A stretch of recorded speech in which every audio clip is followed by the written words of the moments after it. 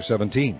And when Abram was 90 years old and 9, the Lord appeared to Abram, and said unto him, I am the Almighty God. Walk before me, and be thou perfect.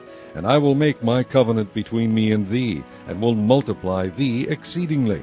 And Abraham fell on his face, and God talked with him, and saying, As for me, behold, my covenant is with thee, and thou shalt be a father of many nations. Neither shall thy name any more be called Abram, but thy name shall be Abraham, for a father of many nations have I made thee.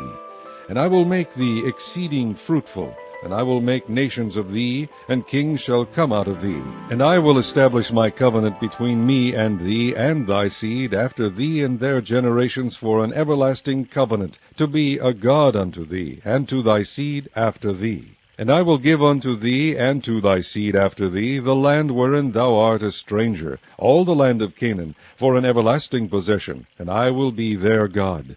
And God said unto Abraham, Thou shalt keep my covenant, therefore, thou and thy seed after thee in their generations. This is my covenant which ye shall keep, between me and you and thy seed after thee. Every man-child among you shall be circumcised, and ye shall circumcise the flesh of your foreskin, and it shall be a token of the covenant betwixt me and you. And he that is 8 days old shall be circumcised among you, every man-child in your generations, he that is born in the house, or bought with money of any stranger, which is not of thy seed. He that is born in thy house, and he that is bought with thy money, must needs be circumcised. And my covenant shall be in your flesh for an everlasting covenant. And the uncircumcised man-child, whose flesh of his foreskin is not circumcised, that soul shall be cut off from his people. He hath broken my covenant. And God said unto Abraham, As for Sarai thy wife, thou shalt not call her name Sarai, but Sarah shall her name be. And I will bless her, and give thee a son also of her. Yea, I will bless her, and she shall be a mother of nations. Kings of people shall be of her. Then Abraham fell upon his face, and laughed, and said in his heart, Shall a child be born unto him that is 100 years old? And shall Sarah, that is 90 years old, bear? And Abraham said unto God, O that Ishmael might live before thee.